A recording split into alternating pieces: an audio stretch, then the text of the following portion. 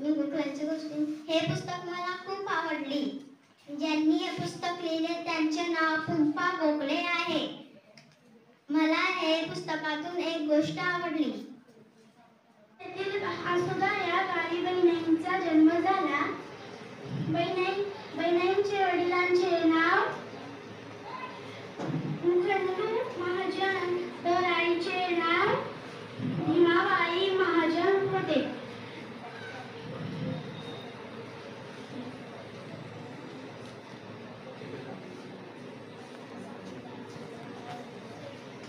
खूप आवडलं. हे लिहिलं आहे मंगला गोखले. भारतात सुरुवात. भारतातील पहिल्या शिक्षिका आहेत सावित्रीबाई फुले. छत्रपती शिवाजी महाराज. हिंदुस्थानच्या इतिहासातील सोनेरी पान म्हणून शिवकालाचा उल्लेख होतो. हिंदुस्थानवर अनेक शतकांचे परकीय आक्रमण चालू होते. अनेक शाया येथे जुलमी राज्य करीत होत्या. त्यांच्या विरुद्ध लढून शिवरायांनी हिंदवी स्वराज्याची स्थापना केली. शहाजीरावे व जिजाबाई यांना एकूण 6 मुले झाली. त्यातील 2 जंगली मागून मोठा संभाजी व धाकटा शिवाजी. शिवरायांचा जन्म दिनांक 19 फेब्रुवारी 1630 रोजी शिवनेरी किल्ल्यावर झाला. धन्यवाद. गुरुजी हे लेखक होते, कवी होते, पत्रकार होते, समाजसेवक होते. गाणे गोष्टी सांगणारे गोष्ट वेळात सांगायचे. सुपुत्र यांच्याबद्दल मी 2-3 शब्द सांगणार. भीक मागून किंवा विनंती करून स्वातंत्र्य कधीच मिळत नाही. स्वातंत्र्य प्राप्तीसाठी झुंज आणि बलिदानाची आवश्यकता असते. हे उद्गार आहेत साजी लढा देणाऱ्या लालजींचे. या पुस्तकाचे लेखक मलिंद प्रभाकर सबनीस होते. या पुस्तकात मला त्यांनी लिहिलेली प्रार्थना आवडली. पाटील यांचे पुस्तक मी वाचले. त्याच्यात मला त्यांचा जन्म कुठे झाला, ते कितवी शिकले होते ते मला कळले आणि मला हे पुस्तक खूप आवडले. त्यांचे लेखक दत्ता कुलकर्णी हे आहेत. यांच्याविषयी मला यांचे जीवनचरित्र खूप आवडले, कारण की आपली भारतीय भूमी त्याच्या सभोवताली आणलेली संत ज्ञानेश्वर तुकाशी राम तुळशीदास हे संत झाले होते. गुरुदेव रवींद्रनाथ टागोरांच्या विषयी सांगणार आहे. याचे लेखक आहे सुभा भोसले. कलकत्ता नगरात 7 मे 1861 या दिवशी रवींद्रनाथ टागोरांचा जन्म झाला. त्यांच्या वडिलांचे नाव देवेंद्रनाथ होते.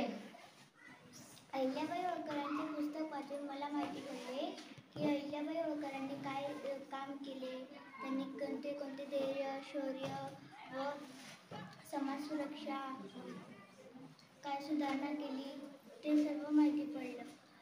या पुस्तकाचे लेखक पुरुषोत्तम रोहनकार आहे.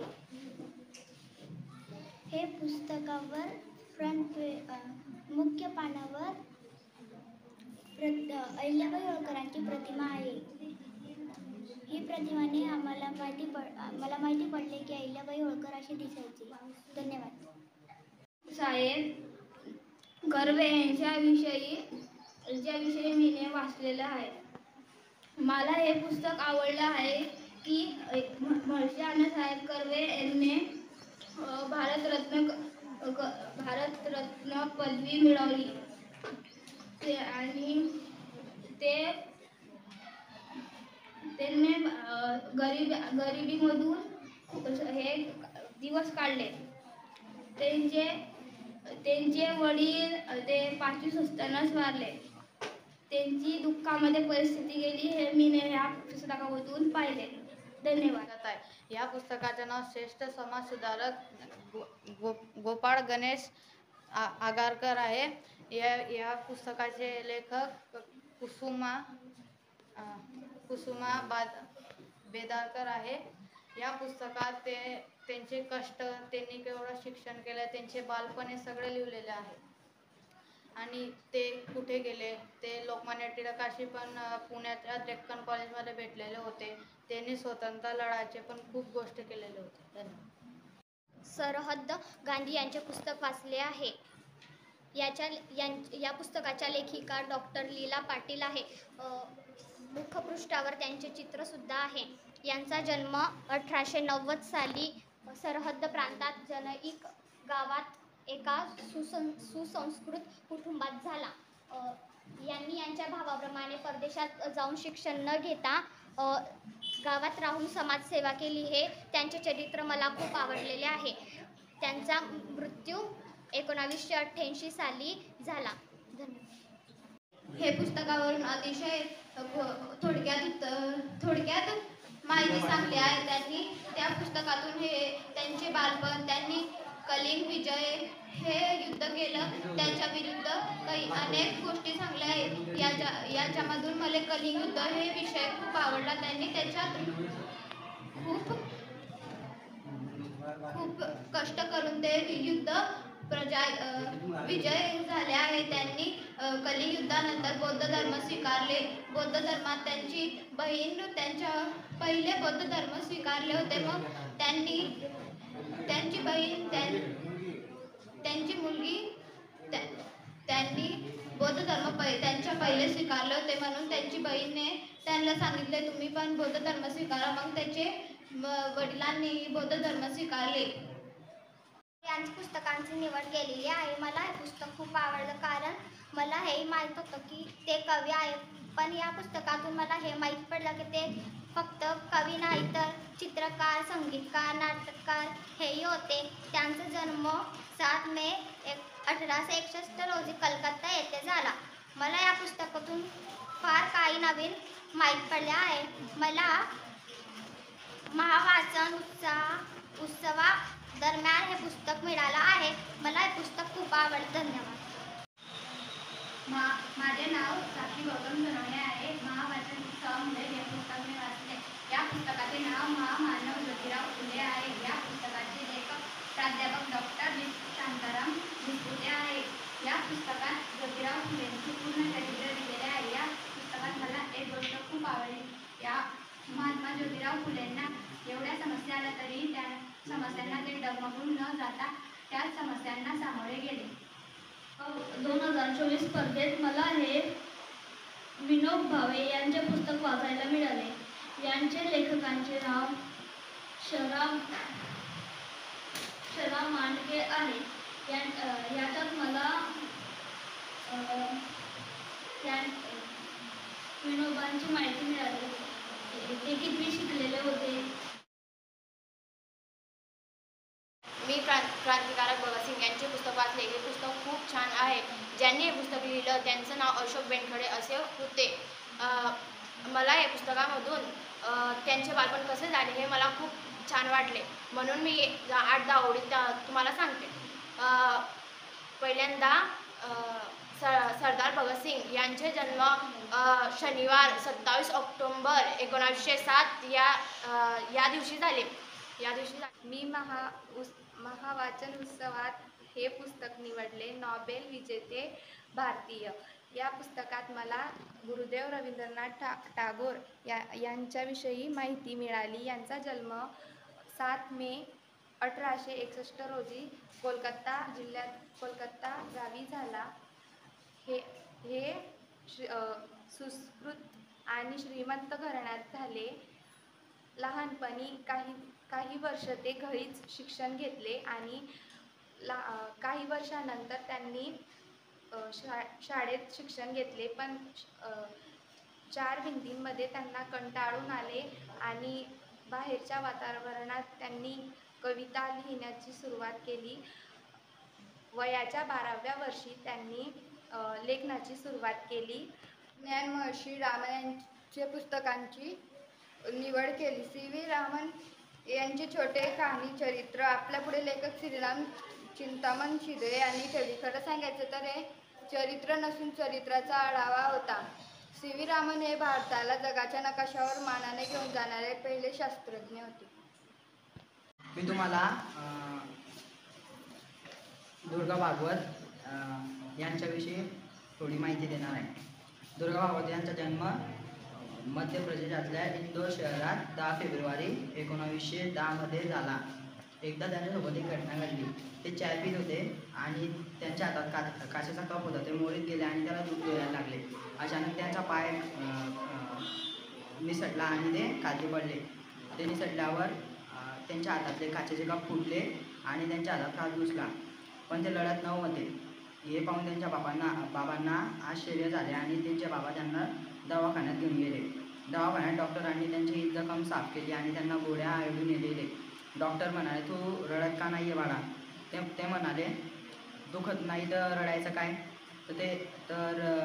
ते ऐकून डॉक्टरांना इतका धक्का बसला की ते म्हणाले, दुर्गे, तू कधी शिवाजी महाराजांच्या काळात जन्माला आले असती तर तुम्ही नाव काढले असते. चव्हाण या पुस्तकाचे लेखक सुभा भोसले. महाराष्ट्राचे शिल्पकार यशवंतराव चव्हाण यांचा जन्म 1914 साली जन्म झाला. त्यांच्या वडिलांचे नाव बळवंतराव होते. त्यांचे वडील खूप दयाळू आणि सज्जन होते. 1984 साली यशवंतरावांनी अखेरचा श्वास घेतला. त्यांच्या स्मृतीला अभिवादन. ची विद्यार्थिनी आहे. मी हे पुस्तक वाचले. त्या पुस्तकाचे नाव कर्मवीर भाऊराव पाटील. ह्या पुस्तकाचे लेखक अरविंद पाटोळे. मी या पुस्तकातून असे वाचले की ज्योतिराव फुले यांनी मुलींना शिक्षण दिले, तसेच भाऊराव पाटील यांनी मांग मुलांनाही शिक्षण दिले. आणि मी या भाऊराव पाटील या क्रांतिकारांचे चित्र बघितलेले नाही होते, म्हणून मी हे चित्र आज बघितले. धन्यवाद. सम्राट अशोक हे पुस्तक मी निवडले आणि त्या पुस्तकातून मी खूप काही शिकले. या पुस्तकाचे लेखक शरा देवडे असे आहे. हे पुस्तक अतिशय साध्या आणि सोप्या पद्धतीने लिहिलेले आहे. कलिंग या देशाविरुद्ध त्यांनी युद्ध केले आणि ते जिंकले पण त्यांना शेवटी पस्तावा पण झाला. आणि त्यांनी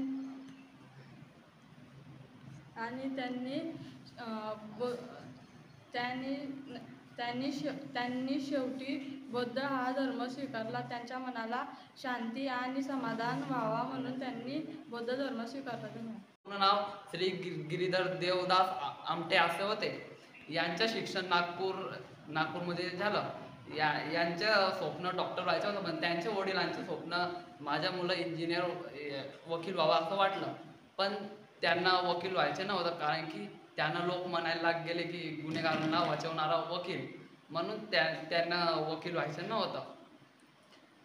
त्यांना विषयांमध्ये लय आवड होतं. त्यांना कुस्ती या खेळांमध्ये पण लय आवड होतं. पुस्तक या विषयासाठी मीने राजा राम मोहन रॉय या हे पुस्तक निवडले. याच्यामध्ये रॉय यांच्या जीवनकथा, लोक शिक्षण या विषयी एकदम सरळ सोप्या भाषेत ल बा कुरकुरे यांनी सांगण्याचा प्रयत्न केला आहे. हे वाचल्यानंतर मला खूप आनंद झाले की वाचन उत्सव दिनानिमित्त प्राध्यापक डॉक्टर शांताराम विस्पुते यांनी लिहिलेलं क्रांतीवीर सेनापती बापट यांचे पुस्तक वाचले. या पुस्तकात सेनापती बापट यांचे पूर्ण जीवनचरित्र सांगितलेले आहे. क्रांतीवीर सेनापती बापट यांचा जन्म 12 नोव्हेंबर 1980 साली झाला. त्यांचे संपूर्ण नाव पांडुरंग महादेव बापट असे होते. त्यांनी वयाच्या 12व्या वर्षी लोकमान्य टिळक यांनी सुरू केलेल्या न्यू इंग्लिश स्कूल, पुण्यातील न्यू इंग्लिश स्कूल यामध्ये प्रवेश केला. त्यांनी मॅट्रिकची परीक्षा खूप चांगल्या गुणांनी पास केली. इतरांसारखे मरण न येता क्रांतीवीर सेनापती बापट यांना ही इच्छावर प्राप्त झाली.